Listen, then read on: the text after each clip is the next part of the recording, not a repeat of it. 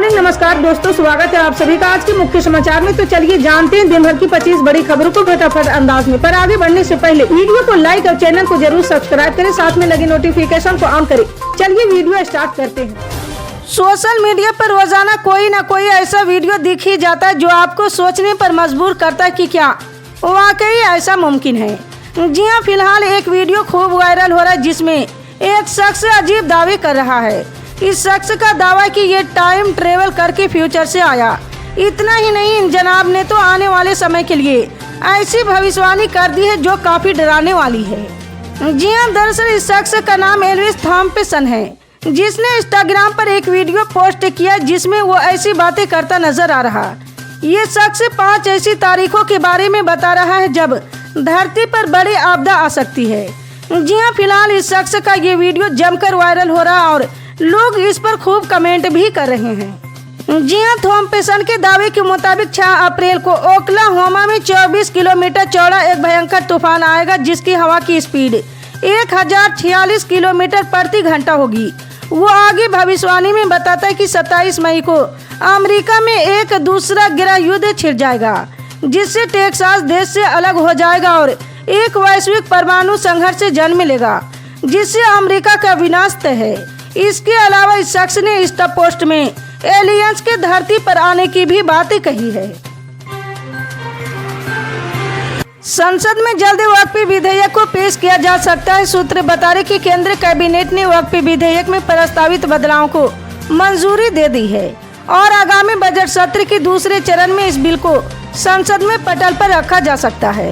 विधेयक में वक्फ संपत्तियों का प्रबंधन करने वाले केंद्र और आज वक्फ बोर्डों को विनियमित करने वाले कानूनों में 44 बदलावों का प्रस्ताव है।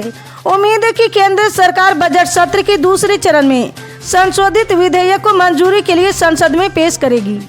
जी हाँ, बताया जा रहा है कि विपक्षी सांसदों की सुझाए सभी संशोधनों को खारिज किया गया है, जबकि सत्ता पक्ष के सदस्यों के प्रस्तावित संशोधनों को स्वीकार कर लिया गया है।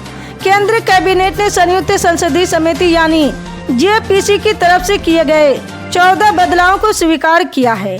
जी हाँ, विपक्ष के पिछले दिनों जेपीसी रिपोर्ट को लेकर सवाल उठाए थे और उनके विचारों को इसमें शामिल नहीं करने के आरोप लगे थे।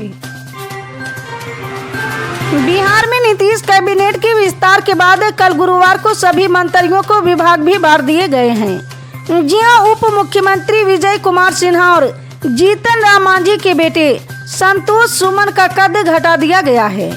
जी हाँ, विजय कुमार सिन्हा से पथ निर्माण विभाग वापस ले लिया गया। उनकी जगह नितिन नवीन को ये विभाग सौंपा गया है।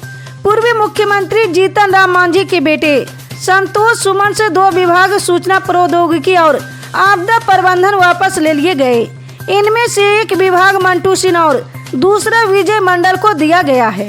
जी हाँ, बता दें कि पहले संतोष सुमन के पास 3 विभाग थे, अब उनके पास केवल लघु जल संसाधन विभाग बचा है।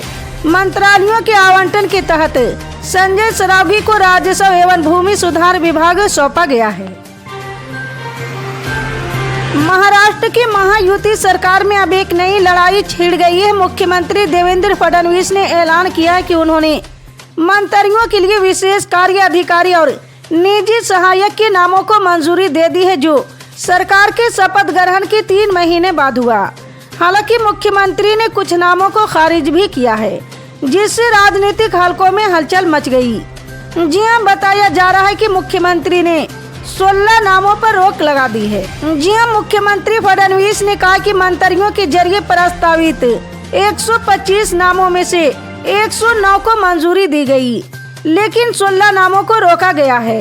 इन पर जांच चल रही है, इनका रिकॉर्ड खराब है या उन्हें दलाल माना जाता है। उन्होंने आगे कहा कि मैं दागी लोगों को मंजूरी नहीं दूंगा, मैं भ्रष्टाचारियों को नियुक्त करने की अनुमति नहीं दूंगा, चाहे इससे किसी को ठेस पहुंचे। महाशिवरात्रि के मौके पर महाकुंभ का बुधवार को समापन हुआ। इस दौरान 66 श्रद्धालुओं ने आस्था की डुबकी लगाई। इनमें आम लोगों से लेकर खास लोग भी शामिल थे, लेकिन कांग्रेस के वरिष्ठ नेता राहुल गांधी और प्रियंका गांधी का संगम में डुबकी नहीं लगाना चर्चा में बना हुआ है। जी हाँ, इस बीच उत्तर प्रदेश कांग्रेस के अध्यक्ष अजय राय ने प्रतिक्रिया दी है। उन्होंने राहुल गांधी और प्रियंका गांधी की महाकुंभ में स्नान नहीं करने के सवाल पर अजय राय ने कहा कि आस्था का पर्व समाप्त हो चुका है। तीर्थों की इस तीर्थ का समापन हुआ है। जो लोग यहाँ आए उनका सम्मान है, लेकिन ये आस्था का मामला है। उन्होंने आगे कहा कि मैंने खुद कुंभ पहुंचकर स्नान किया था और आशीर्वाद लिया था। मैंने कांग्रेस परिवार की ओर से, गांधी परिवार की ओर से वहां गया था। मैंने कांग्रेस पार्टी प्रदेश अध्यक्ष के तौर पर डुबकी लगाई थी, देश की मंगल कामना की प्रार्थना की थी। ये महापर्व था और इसे राजनीतिक से नहीं जोड़ना चाहिए। ये आस्था का सवाल है। हम सभी आस्था के भाव से इससे जुड़े हुए हैं। तमिलनाडु के मुख्यमंत्री और केंद्र की एनडीए सरकार के धुर राजनीतिक विरोधी एमके स्टालिन ने 25 फरवरी को ये बयान देकर भारत में उत्तर बनाम दक्षिण की नई बहस छेड़ दी है। जी हां, एमके स्टालिन ने परिसीमन से पैदा होने वाली संभावित चुनौतियों पर 5 मार्च को तमिलनाडु की राजनीतिक दलों की एक मीटिंग बुलाई। आगे बढ़ने से पहले ये गौर कर लिया जाना चाहिए कि स्टालिन का ये बयान तब आया है जब राज्य में अगले ही वर्ष विधानसभा के चुनाव होने हैं। यहाँ केंद्र पर निशाना साधते हुए एमके स्टालिन ने जनता को ये बताना चाहा है कि राज्य ने जनसंख्या नियंत्रण में कामयाबी पाई है, लेकिन इसका ये नतीजा हो सकता है कि अगले परिसीमन के बाद तमिलनाडु की लोकसभा सीटें कम हो जाएगी। उन्होंने कहा कि हम 8 सीटें खो देंगे और परिणाम स्वरूप हमारे पास केवल 31 सांसद होंगे, न कि 39। अभी तमिलनाडु से 39 सांसद चुनकर लोकसभा जाते हैं। दिल्ली विधानसभा सत्र के तीसरे दिन विपक्षी दल आम आदमी पार्टी के विधायकों को दिल्ली विधानसभा परिसर में एंट्री पर रोक दिया गया है। इससे पहले सत्र के दूसरे दिन आम आदमी पार्टी के 21 विधायकों को पूरे सेशन के लिए सस्पेंड कर दिया गया।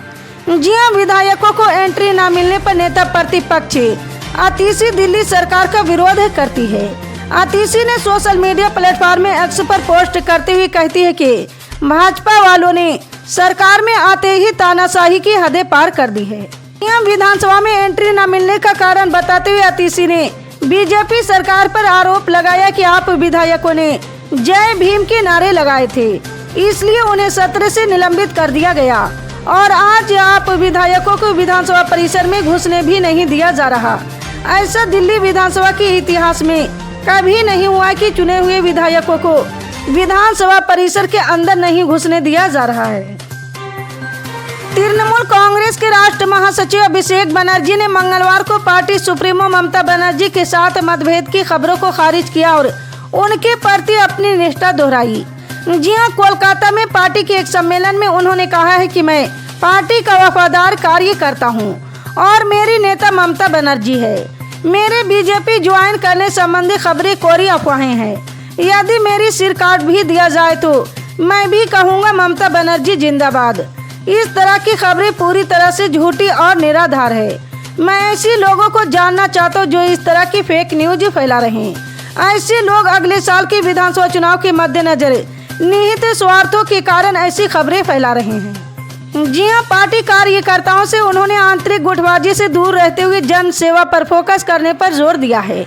उन्होंने कहा कि अपने मतभेदों को दूर कीजिए और लोगों के लिए काम करने के लिए तत्पर हो।